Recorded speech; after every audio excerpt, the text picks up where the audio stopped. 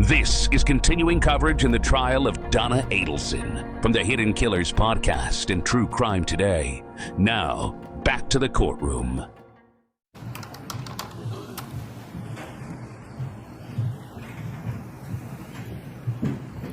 Please raise your right hand, sir. Do you swear or affirm the testimony you're about to give will be the truth? Yes, Your Honor. You may take your seat. Please speak loudly and clearly.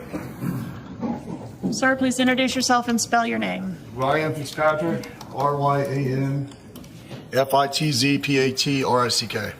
Sir, do you know the defendant in this case, Donna Adelson? Yes, ma'am. How do you know her? She was Charlie's mother. Okay, were you friends with Charlie? Yes, ma'am. What was the time frame that you all were friends? Probably 2013, 2014 to 2019, 2020. I can't really. Okay. And during the time y'all were friends, were you like best friends? We're very close friends, yes, ma'am. Close friends. And based on your knowledge of Charlie Adelson, was he really close with his mother, Donna Adelson? Yes, ma'am. And also with his sister, Wendy? Yes, ma'am. Okay. How did they feel about Dan Markel, if you know? I'm going to check. No, they haven't laid a foundation as to which person.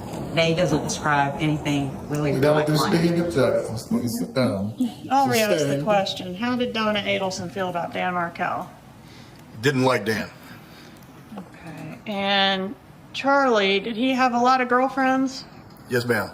And was Catherine McBanimal one of those girlfriends? Yes, ma'am, she was. Is that somebody that you ever met or hung out with? I believe once or twice in passing, but didn't, like I've testified before, didn't pay any attention to Charlie's girlfriends. Okay, so she didn't stand out to you as anything special among the crowd? May have looked like the others, but no, didn't stand out to me at all. Are you familiar with Charlie Adelson's practice of how he keeps his cash? Yes, ma'am, I am. And how is that? Stapled money, 10 100 equals 1,000. I've been paid by stapled money by Charlie Adelson before. That's how I know. Okay. And when the murder of Dan Markel occurred, was that during the time frame that you were really close with Charlie Adelson? No, ma'am, it was prior to us growing closer as friends. Okay. When you did grow closer as friends, did Mr. Adelson mention the murder to you? It wasn't discussed. Dan wasn't a topic of discussion. There was no, nobody, it was odd because it wasn't. Okay. So you were aware of it, that it happened? Yes, ma'am. It was. Okay. But nobody talked about it? No, ma'am. Okay. And are you familiar with the law enforcement operation that's been referenced as the bump, where Donna Adelson was approached on the street? Yes, ma'am, I am. Okay.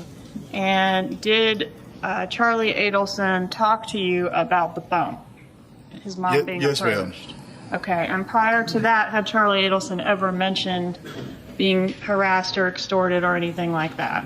No, ma'am. Okay. So when this happened with his mother, did his demeanor change? How was he acting about this incident? Charlie became agitated, nervous, anxiety. I guess looking back now, guilty. Just abnormal. Okay. Did he ever make a statement to you about murder? He made the statement at one time that you could get away with anything if you keep your mouth shut. And implied murder. After the arrest that occurred in this case, and I'm referencing the 3 suspects that were arrested prior to him, did that impact his behavior, demeanor around you? When the others were arrested? When the other arrests occurred? Yes, yeah. ma'am. That behavior continued to increase. Okay, so he was anxious, would you say? More needy. Charlie talked a lot, and he talked a lot about it. Yes, ma'am. And he talked a lot about what? Those arrests? Charlie would talk about something repeatedly, almost to help himself believe something, or to talk to you till he was blue in the face, until you were almost so tired of hearing it that you're like, oh, okay, and you believed it. But Okay. It was nauseating. It's tiring. He was a talker. Yes, ma'am. All right. Is it fair to say that Charlie was not stressed out at all about the murder or anything related to this case prior to that law enforcement operation? From my understanding, yes, ma'am. And after that operation, based on your observations of him, he became very upset and worried about this case. Yes, ma'am. No further questions.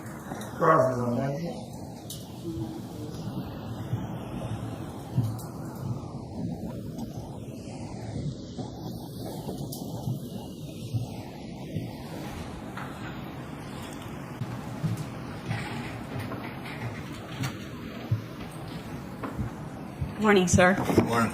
I've never met you, but we spoke on the phone once, and then you did a deposition. You recall that? Yes, ma'am, I do. The deposition was recently, I think August the 14th. You recall that? Yes, ma'am. I think you appeared by video. Yes, right? ma'am. Okay. When you gave your deposition, you indicated that you barely know Donna Adelson, correct?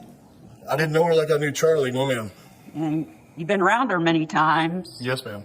and she was always nice to you. Very nice. She and Harvey were pleasant to be around. Very pleasant. You knew Charlie very well, as you've testified, Yes, ma'am. and you were friends, Yes, correct? ma'am. But that ended, didn't it? Yes, ma'am. And it was an ugly ending. Yes, ma'am. Okay.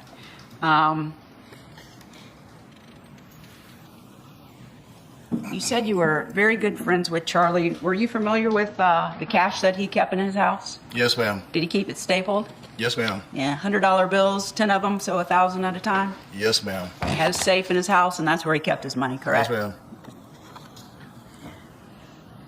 Kind of had some issues. I think my co-counsel was asking you some questions in your deposition, but the bottom line is you have a feeling, and that you say that it's known that the Adelsons didn't like Dan Markel, but you couldn't give us a specific comment in your deposition that Donna Adelson ever made. It's just well known, correct? It was implied, yes, ma'am. Thank you. No further questions.